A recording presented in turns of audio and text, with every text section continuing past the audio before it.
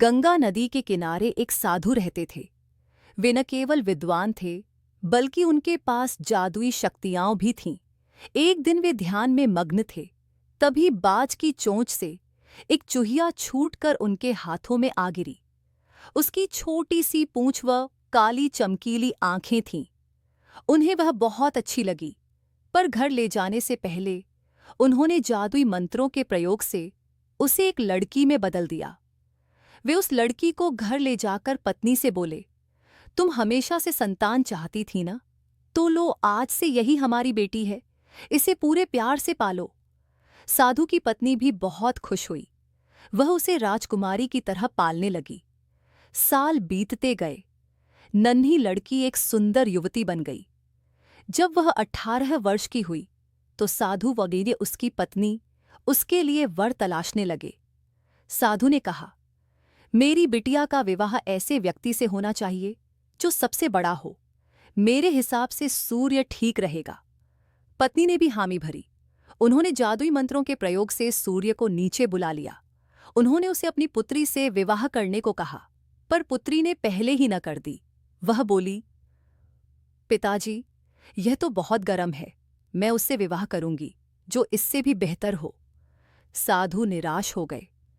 उन्होंने सूर्य से कहा कि वे ही कोई वर सुझाएं। सूर्य ने कहा, बादलों के देवता से बड़ा कौन होगा, उनमें तो मेरी किरणों को भी रोकने की शक्ति है। साधु ने बादलों को नीचे बुलाया, वित अपनी पुत्री से विवाह करने को कहा, पर इस बार फिर पुत्री ने मना कर दिया। वह बोली, ये तो कितना बदसूरत है, मैं इससे विवाह नहीं कर सकती। साधु ने बादल देवता से कहा कि वही कोई अच्छा वर सुझा दें। वे बोले, पवन देवता ठीक रहेंगे, वे तो मुझे भी अपने फूंक से उड़ा देते हैं। साधु ने पवन देवता को बुलाकर अपनी पुत्री से विवाह करने को कहा। पुत्री ने फिर इनकार कर दिया। वो बोली, मैं इससे शादी नहीं करूंगी, ये तो कहीं टिकते नहीं, हमेशा यहां वहां भागते रहते हैं।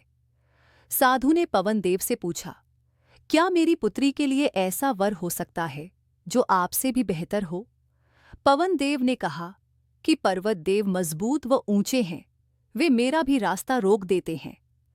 साधु ने पर्वत देवता से कहा कि वह उसकी पुत्री से विवाह कर ले।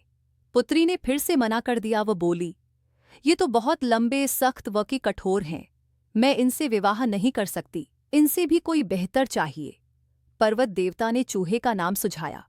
वे बोले, माना मैं काफी सख्त, मजबूत व ऊंचा हूं, पर चूहे मुझमें भी आसानी से बिल बना सकते हैं। साधु ने चूहे को बुलाया। उसे देखते ही उसकी पुत्री खुशी से उछल पड़ी। हाँ पिताजी, यही तो है वह, मैं जिससे शादी करना चाहती थी। साधु ने सोचा, इसे ही किस्मत कहते हैं। यह एक चूहिया थी और एक चूहे से विवाह करना ही इसके भाग्य में लिखा है। उन्होंने जादुई मंत्रों के प्रभाव से पुत्री को फिर से चूहिया बना दिया। चूहा व चूहिया विवाह करके खुशी खुशी रहने लगे। शिक्षा की किसी कोई भी अपने मूल स्वभाव को नहीं बदल सकता। ऐसी और अच्छी घटनाओं और कहानियों के लिए लाइक और सब्सक्राइब कीजिए। बेल आइकॉन भी जरूर दबाएं। धन्यवाद।